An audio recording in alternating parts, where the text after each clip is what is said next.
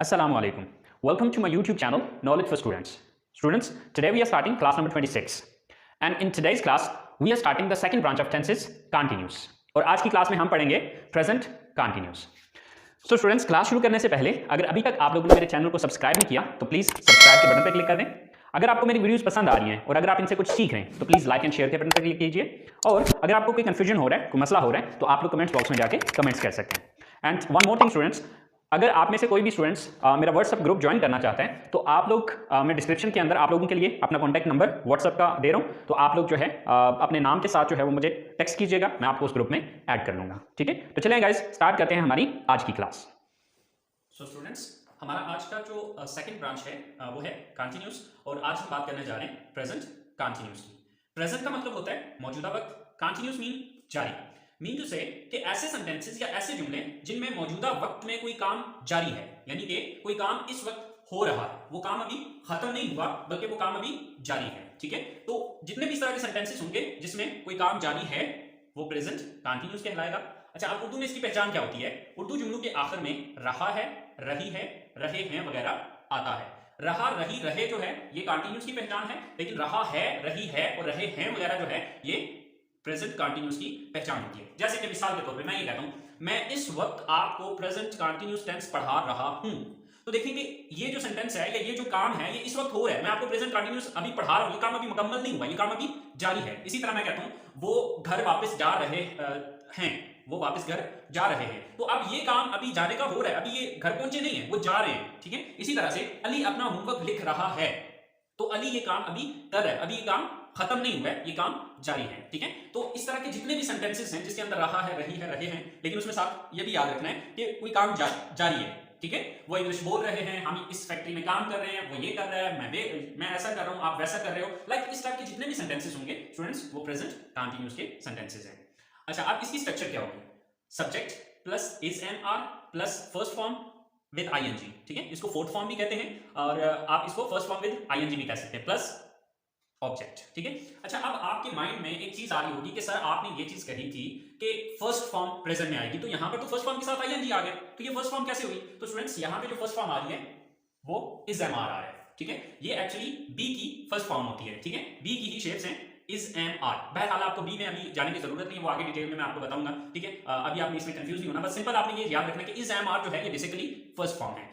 Continuous tense के अंदर जिस तरह से रहा है, रही है, रहे हैं वगैरह आता है, रहा, रही, रहे जो है वो कंटिन्यूस की पहचान है। इसी तरह से आपने ये बात याद रखनी है कि इसमें जो वर्ब आएगा कंटिन्यूस टेंस में वो आईएनजी फॉर्म में ही आएगा। ठीक है, वो चाहे पास्ट कंटिन्यूस है, चाहे प्रेजेंट कंटिन्यूस है, चाहे फ्यूचर कंटिन्यूस है, उसमें जो असल में वर्ब दो तरह के होते हैं, एक होता है हेल्पिंग वर्ब और एक होता है रियल वर्ब। ठीक है, ये जो आईएनजी फॉर्म में आएगा वो रियल वर्ब आएगा, हेल्पिंग वर्ब ये है। ठीक है, और ये जो है ये आपका रियल वर्ब है। ठीक है, तो यहां पर इज एमआर जो है subject plus is am are plus first one plus with I N G plus object. ठीक है, तो यहां पर हेल्पिंग वर्ब इज एमआर आ रहा है। ठीक है, अच्छा, अब सवाल ये पैदा होता है कि ये तीन वर्ड्स हैं, इन तीनों में से कोई एक यूज करना होता है, यानी कि ये तीनों एक साथ या इनमें से कोई दो एक साथ इस्तेमाल नहीं होते, बल्कि तीनों में से कोई एक चूज किया जाता है। तो अब हमें ये चीज देखनी है कि कैसे चूज करेंगे कि यहाँ पे मैं किसी सेंटेंस के अंदर इज लगाऊं, एम लगाऊं या आर लगाऊं। तो स्टूडेंट्स इसके लिए ये चीज है कि he, she, it and singular noun हो तो उसके साथ आप क्या लगाएंगे? इज लगाएंगे। If the subject is he, she, it and singular noun, okay, then you will use is. If the subject is I, अगर आपका सब्जेक्ट जो है वो आई है तो आई के साथ हमेशा एम आएगा। ठीक है, अच्छा, अब अगर आपका subject we, you, they and plural noun, यानी कि अगर आपका सब्जेक्ट वी है, यू है, दे है या फिर प्लूरल नाउन यानी कि दो या दो से ज्यादा नाम है, तो फिर उस सूरत में आप आर का यूज करेंगे। ठीक है, so I hope so आपको ये चीज समझ में आ गई होगी। If the subject is he, she, it and singular noun, then you will use is. If the subject is I, then you will use am. And if the subject is we, you, they and plural noun, then you will use are. Okay? So let's make some sentences and let's convert them into English. So friends, हमारे पास सबसे पहला sentence है वो cricket खेल रहे हैं। So subject कौन है यहाँ पर? they, यानी कि वो ज्यादा है। they, अब they के साथ is नहीं आएगा, am नहीं आएगा, बल्कि they के साथ are आएगा। they क्योंकि इन तीनों में से कोई एक चूज करना है, have to choose one, right? Then first form of the verb with ing. So what is the verb here? खेलना, right? So what is the English of खेलना? It's play. And with first form we have to increase ing. So it will become playing. They are playing. So what are they playing? What is the object here? क्या चीज कर रहे हैं वो? क्या खेल रहे हैं? Cricket. So cricket. They are playing cricket. वो क्रिकेट खेल रहे हैं। सेकंड सेंटेंस है हमारे पास, आलिया अपनी क्लास के लिए तैयार हो रही है, write? So who is the subject here? Here Alia. So Alia. So with single name or with singular noun we use is. Alia is.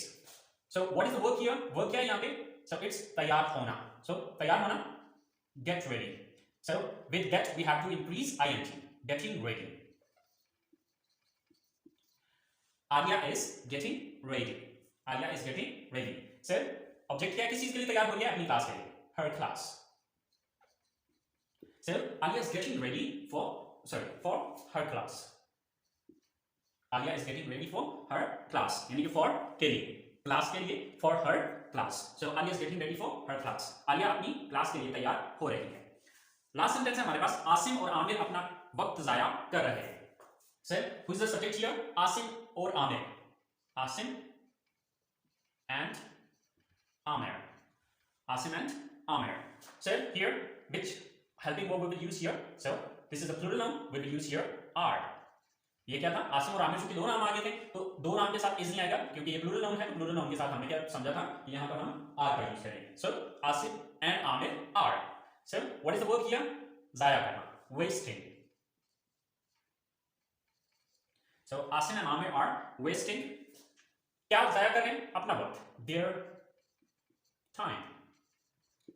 Asim and Aamir are wasting their time. कि आसिम और आमिर अपना वक्त जाया कर रहे हैं.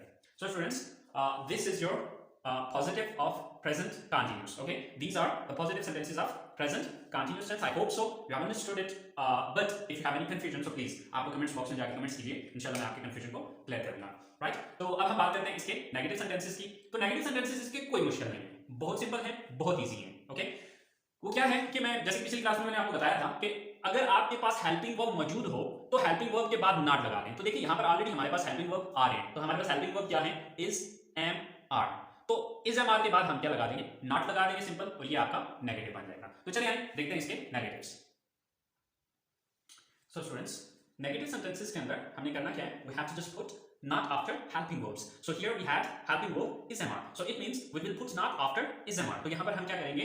is mr के बाद just not लगा देंगे. ठीक है? So structure क्या है इसकी? First of all subject plus is mr, then not, then first form with ing, then object and full stop. यानी कि बाकी सब कुछ positive sentences वाला सब कुछ सेम है, फर्क सिर्फ इतना है कि is mr के बाद हमने not लगाया है. So हमारे पास पहला सेंटेंस है, वो इस वक्त नहीं सो रहा है. So subject कौन है यहाँ पे? he. Then अब he के साथ क्या चीज आएगी? is. He is. Then not. He is not. Then verb क्या है यहाँ पे? सोना, right? सो रहा है. So सोना verb है. Sleep. तो इसके साथ ing लगाया. So he is not sleeping. इस वक्त this time. So he is not sleeping this time. वो इस वक्त नहीं सो रहा है. Next sentences, मैं आजकल उससे नहीं मिल रहा हूं. So subject मैं, I.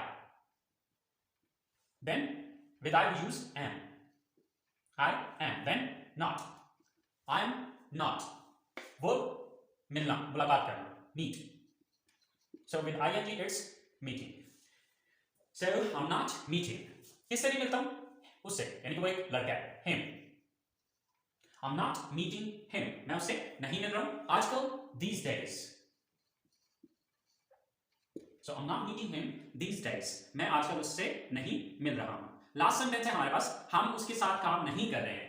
So सब्जेक्ट हम, we, then are, we are, then not, we are not. What is the verb here? काम करना, work. So with ing it's working. We are not working. उसके साथ with him. So we are not working with him. हम उसके साथ काम नहीं कर रहे. So students, ये इसके negative sentences हैं. I hope so you have understood. And now we're going to talk about its interrogative sentences, and I hope so you know better that how to make its interrogative sentences. उम्मीद है कि आप लोगों को पता होगा कि इसके interrogative कैसे बनाने, क्योंकि मैंने आपको एक फार्मूला बताया था, अगर आपको याद हो. ओके, और वो फार्मूला क्या था कि आपने देखना ये है कि किस लफ्ज के बाद हमने नॉट लगाया था नेगेटिव बनाने के लिए. तो हमने किस लफ्ज के बाद लगाया था? इन तीनों वर्ड्स के बाद. So it means if we take these three words at the start of sentence, so it will convert it into interrogative sentences. तो अब ये क्या हो जाएगा? अगर हम इस जमात को उठा के यहाँ पर लगा देते हैं और नॉट को खत्म कर देते हैं, तो ये हमारा interrogative sentence बन जाएगा. तो चलिए देखते हैं हमारे interrogative sentences को. स्टूडेंट्स, तो ये है हमारे इंटरोगेटिव सेंटेंसेस की स्ट्रक्चर। जैसे कि पीछे मैं बता चुका हूँ कि हेल्पिंग वर्ब्स को उठा के हमने सेंटेंस के शुरू में ले आना है, तो वो हमारे इंटरोगेटिव सेंटेंसेस बन जाएंगे। सो यहाँ पर is am are plus subject plus first form with I N G plus object and at end there is a question mark. Sir हमारे पास पहला सेंटेंस है, क्या वो अपना होमवर्क लिख रही है? First of all subject sorry helping verb is am are में से, तो चूंकि सब्जेक्ट है हमारे पास शी, तो शी के साथ किस आता है, तो सबसे पहले इज लगेगा। देन सब्जेक्ट कौन है? She, is she. Then verb क्या है, यहाँ पे काम कौन सा कर रही है? वो लिख रही है। सो लिखना की इंग्लिश है write. So with ING it's writing. Is she writing? So क्या लिख रही है? अपना homework, her homework. Is she writing her homework? क्या वो अपना होमवर्क लिख रही है? सेकंड सेंटेंस है हमारे पास, क्या बच्चे आपको तंग कर रहे हैं? सो बच्चे, क्योंकि बच्चे ज्यादा हैं, प्लूरल हैं, तो आप उसके लिए हम क्या लगाएंगे? आर लगाएंगे। और द चिल्ड्रन, और द चिल्ड्रन। अच्छा, अब आप ज्यादातर स्टूडेंट्स दा में कंफ्यूज हो जाते हैं। स्टूडेंट्स ये एक्चुअली पार्ट्स ऑफ स्पीच में एक आर्टिकल होता है, पार्ट ऑफ स्पीच, तो वहां पर इसकी मैं एक्चुअली ये थोड़ा सा एडवांस लेवल पे जाके आपको मैं समझाऊंगा कि दा को यहाँ पर मैंने क्यों यूज किया था। ठीक है, दा का कोई मीनिंग नहीं होता, ठीक है, लेकिन ये कुछ स्पेसिफिक नाउन्स के साथ यूज किया जाता है। बट इसके कितने रूल हैं और इनको किस तरह से यूज किया जाता है, ये चीजें मैं इंशाल्लाह आपको नेक्स्ट जब एडवांस लेवल पे थोड़ा पहुंचेंगे। अभी फिर हम बेसिक लेवल को कवर कर रहे हैं, तो पहले बेसिक लेवल की चीजें कवर कर रहे हैं, उसके बाद फिर मैं आपको इंशाल्लाह इन चीजों के बारे में भी बताऊंगा कि यहाँ पे दा कैसे आए, या किस जगह पे दा लगाना है, कहाँ पे आ लगाना है, कहाँ पर एन लगाना है, लाइक इस टाइप की जो चीजें हैं ये फिर थोड़ा सा एडवांस लेवल पे चलती है। लेकिन अभी फिर आप बेसिक लेवल की चीजों को कवर करें तो इंशाल्लाह आगे ये चीजें भी मैं बताऊंगा। अगर आप अपनी तरफ से जिस तरह भी यूज करते हैं दैट्स ऑलराइट, चल जाएगा, ठीक है। लेकिन ये है कि यहाँ पर दा लगाना है, बट अगर ना भी लगे, अगर आपने नहीं लगाया तो कोई बात नहीं है, इट्स ओके, चल जाएगा। सो आर द चिल्ड्रन, अब वर्ब क्या है यहाँ पे? तंग करना, right, disturb. With I N G it's disturbing. Are the children disturbing? किसको तंग करें? आपको, you. Are the children disturbing you? क्या बच्चे आपको तंग करें? आप इसकी जगह टीज लगाना चाहते हैं तो वो भी आप लगा सकते हैं। देखिए इंग्लिश में एक ही वर्ड के कई मीनिंग्स होते हैं और उर्दू में एक ही वर्ड की कई आगे इंग्लिशेस होती हैं, ठीक है। तो आप अपनी मर्जी से यहाँ पे टीजिंग लगाएं या फिर डिस्टर्बिंग लगाएं, it's depend on you, right. So next sentence है हमारे पास थर्ड नंबर पे, क्या सॉरी वो कहां सो रहा है? वो कहां सो रहा है? So here you will notice that here we are using question word. अगर आप नोटिस करें तो यहाँ पर हम क्या यूज करें? Question word. तो क्वेश्चन वर्ड वाली क्लास में मैंने आपको बताया था कि एक सिंपल इंटरोगेटिव सेंटेंस के शुरू में पहले क्वेश्चन वर्ड, यानी कि क्वेश्चन वर्ड की इंग्लिश सबसे पहले लगानी पड़ेगी। तो यहाँ पर क्वेश्चन वर्ड आया है कहां, तो कहां की इंग्लिश मुझे सबसे पहले लगानी पड़ेगी, उसके बाद ये स्ट्रक्चर अप्लाई होगी। तो कहां की इंग्लिश क्या है? वेयर। देन अब सब्जेक्ट चूंकि ही है तो ही के साथ इज आता है, तो इज पहले लग जाएगा। वेयर इज, देन सब्जेक्ट कौन है? वो, ही। वेयर इज ही? अब वर्ब क्या है यहाँ पे? सोना, sleeping. Where is he sleeping? Where is he sleeping? वो कहां सो रहा है। लास्ट सेंटेंस है हमारे पास, आप क्यों अपना काम छोड़ रहे हैं? तो यहां पर भी हमारे पास एक क्वेश्चन वर्ड आ रहा है, क्यों। तो क्यों की इंग्लिश क्या है? व्हाई। देन इस में से कोई एक लगेगा, आर। व्हाई आर, क्योंकि यू है तो यू के साथ आर आता है, तो सब्जेक्ट क्या है? यू। Why are you? अब यहां पे वर्ब क्या है? छोड़ना, लीव। तो आईएनजी जब लगाएंगे तो leaving. Why are you leaving? Why are you leaving? अपना काम, your, sorry, why are you leaving your job या why are you leaving your work? आप वर्क लगाएं, जॉब लगाएं, इन पोस्ट कंडीशन इट्स करेक्ट, ठीक है। सो why are you leaving your job? आप अपनी जॉब क्यों छोड़ रहे हैं या आप अपना काम क्यों छोड़ रहे हैं, राइट। सो स्टूडेंट्स ये हमारे इंट्रोगेटिव सेंटेंसेस थे। I hope so present continuous tense आपका समझ आ गया होगा आपको, लेकिन फिर भी अगर आपको कोई भी कंफ्यूजन हो तो प्लीज कमेंट्स बॉक्स में जाके आप लोग कमेंट्स कर सकते हैं। इंशाल्लाह मैं आपका जो भी कंफ्यूजन होगा क्लियर कर दूंगा। तो अब स्टार्ट करेंगे हम इंशाल्लाह नेक्स्ट अगली क्लास में पास्ट कंटिन्यूस को। बट अगर आपको प्रेजेंट कंटिन्यूस की समझ आ गई है तो पास्ट कंटिन्यूस और फ्यूचर कंटिन्यूस आपको कोई प्रॉब्लम नहीं करेगा, ये आपके लिए कोई मसला नहीं है। वही रूल अप्लाई होगा first form, second form and first form with will, ठीक है। बहरहाल ये चीज आप कल डिस्कस करेंगे। तो अगली क्लास तक के लिए इजाजत दीजिए, दुआ में याद रखिएगा। अल्लाह हाफिज।